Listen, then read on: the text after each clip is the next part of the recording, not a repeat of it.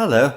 It's a quiet morning in London, and I have a big new pile of books that I want to talk about. Now, while I have really enjoyed the challenge of reading all of the books on this year's Booker Prize long list and all of the books on the short list of the Wilbur Smith Adventure Writing Prize, there are plenty of other recent publications that I'm really keen on. So I have a big pile here, which have just been published in September. Some of them publishers kindly sent me, and others I bought myself, and I want to discuss why I'm so interested in them. And the very first book is a highly anticipated new novel for me, which is called The Two Roberts by Damian Barr. And this is a story based on a real historical account of two men named Robert who came of age in Scotland and were aspiring artists of the early to mid 20th century. And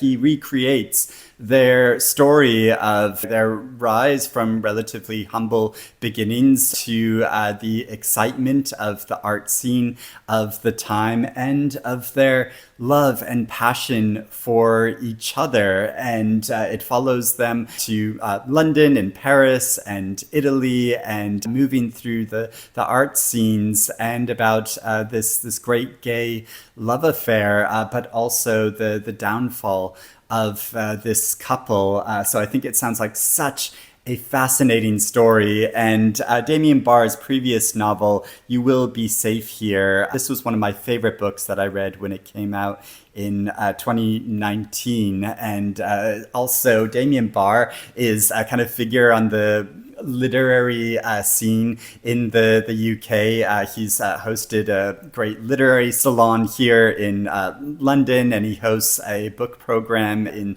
Scotland, and he's such a gregarious and just really lively and wonderful man, but also an incredibly talented writer.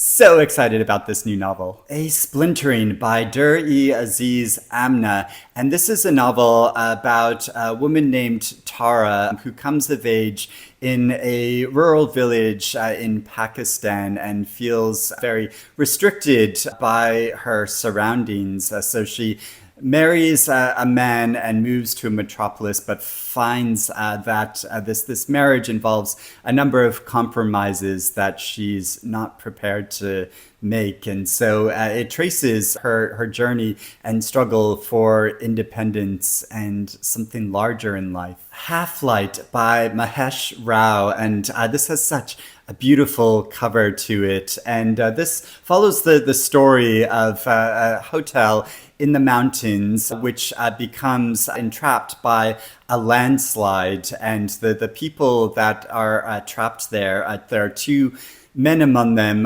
who have an affair with each other, a secret affair with each other.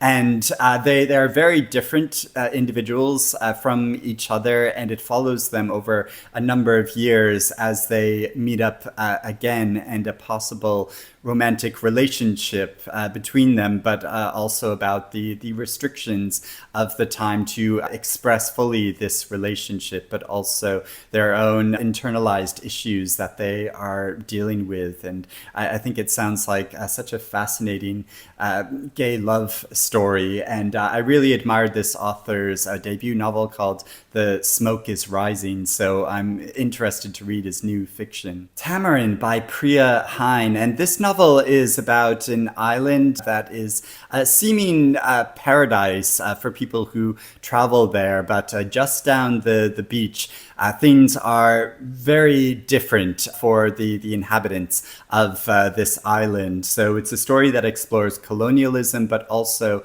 one woman's quest to find happiness in London. And this is an author that I've been really eager to try reading for a while, so I'm keen on this new novel. Culpability by Bruce Holsinger. This novel centers around a tragic accident where two cars collide into each other, and it's about the aftermath of that for the individuals involved in these cars, but also about how there might be a sinister story behind this seeming accident that involves AI and a tech billionaire. And this is both a family drama and a tense thriller. Brick Dust by Craig Jordan Baker, and this novel is a family saga, and I love family sagas about individuals that come from a humble beginning but who migrate and try to work their way up in the world. All That Dies in April by Mariana Travacio,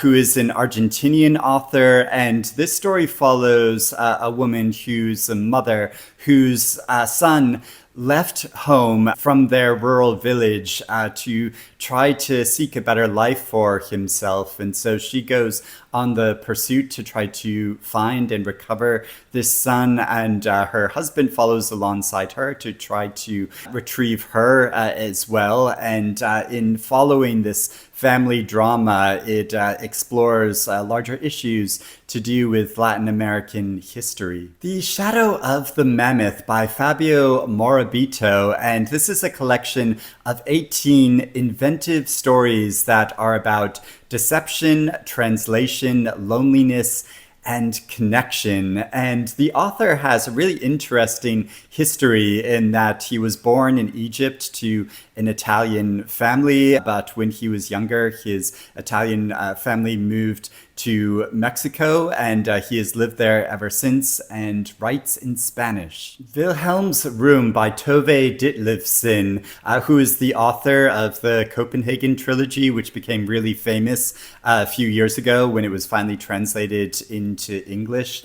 And this is the author's final published novel, which has only been translated into English for the very first time, even though it was published first in the mid-1970s. And this is a story about a woman's life, about divorce and madness and a tempestuous relationship that she went through.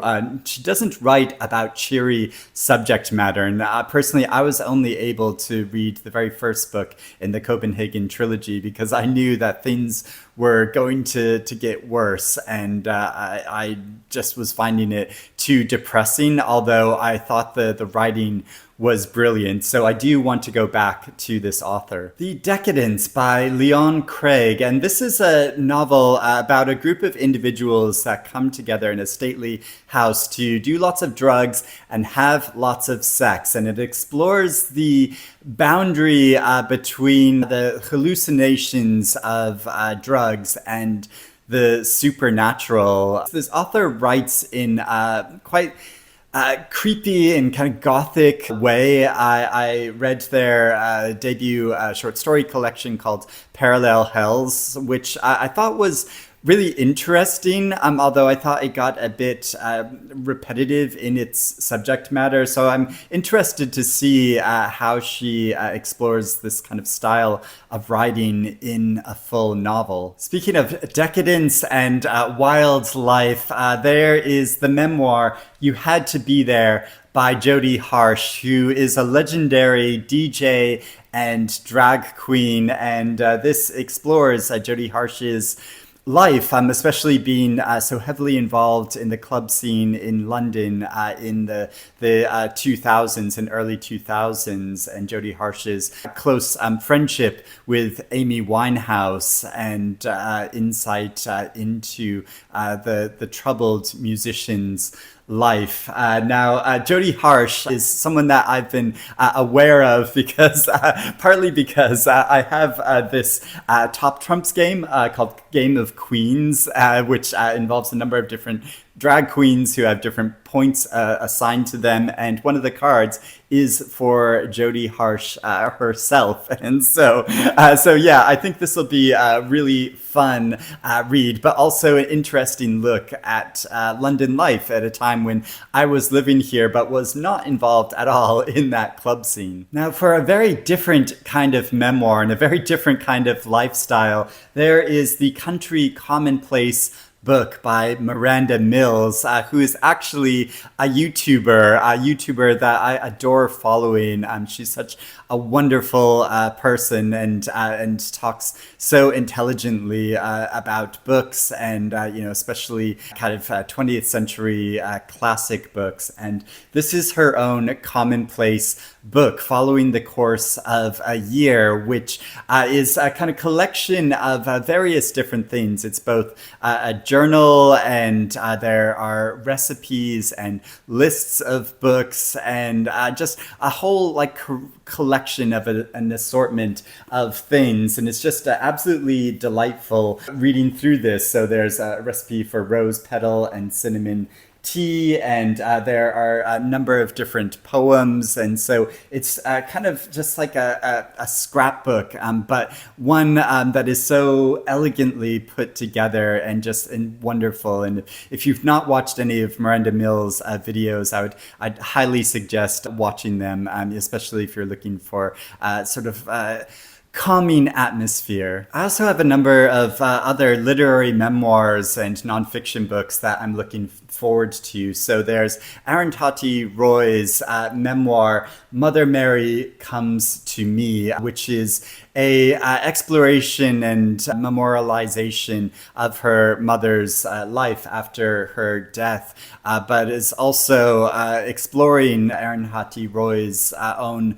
life and her writing and her activism, which is so admirable. And she is such a singular thinker and such a force of nature. And there is Jamaica Kincaid's nonfiction collection called Putting Myself Together. So Jamaica Kincaid was born in Antigua, but she moved to New York City when she was in her late teens and became a writer there. I'm writing for a number of different publications. So this is her collected writings on books, but also the New York scene of the time. And I've read a number of books by her before. Of course, there's her most famous novel called Annie John, but there's a couple of other books of hers that I'm really keen on reading. And there's new editions of some of her past publications. So there's her novel See Now Then, which is the story of a marriage of a couple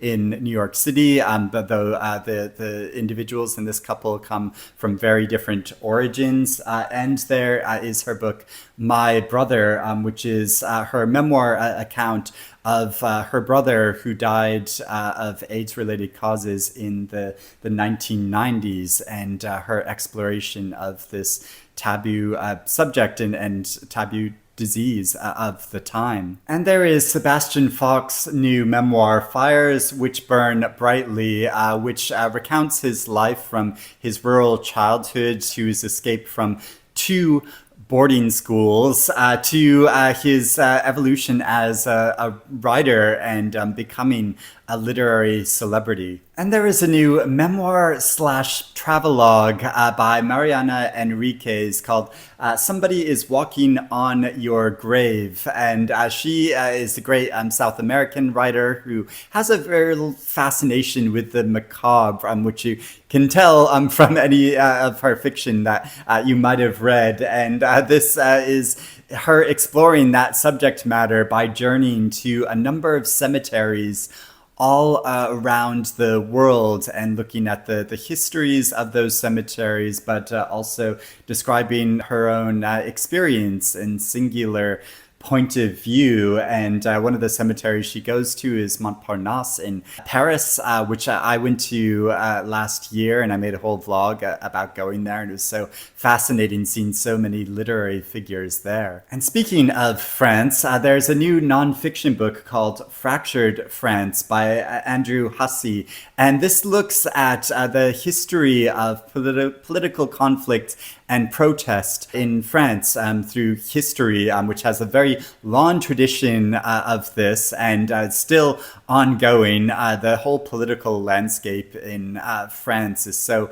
tumultuous, if you've seen any of that in the news. And so it's trying to trace the origins and story of this over time, which I think sounds really fascinating, and a way of kind of getting insight into how France is still divided in the present. The Glass Mountain by Malcolm Gaskill. And this story began, this nonfiction book and history began with the author exploring the tale of his great uncle and his involvement in the war, how he was a prisoner in Italy and had a daring escape and a number of wartime adventures, but it's also about how the author goes on this trail to uncover this history and to try to piece together what is true from what is false. Up the Youth Club by Emma Warren, and this looks at the history of youth clubs in the UK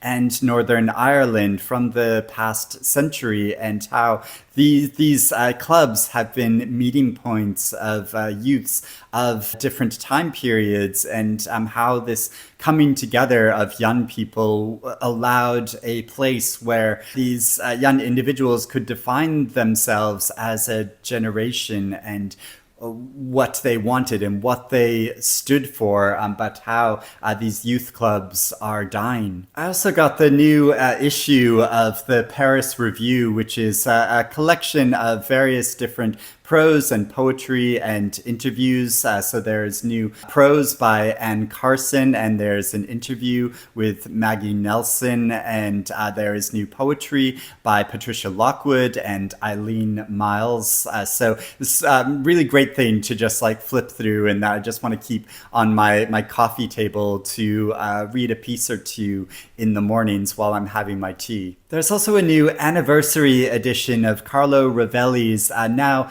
classic book, 7 Brief Lessons on Physics, which is a nonfiction book intended for people who don't know all that much about modern sciences. And I don't have a very scientific mind. I don't really have much understanding of it, but I do have an interest in it. So I think this will be a great gateway and guide for me. Then I have a few fun books. There is Dictionary of Fine Distinctions by Eli Bernstein. And this is a collection that makes distinctions between words that are in common parlance today, which are commonly confused. So there is venomous and poisonous, and there is parable versus fable, and so a kind of collection of curiosity of these different terms that we frequently confuse with each other. There's a really beautiful new book called A History of England in 25 Poems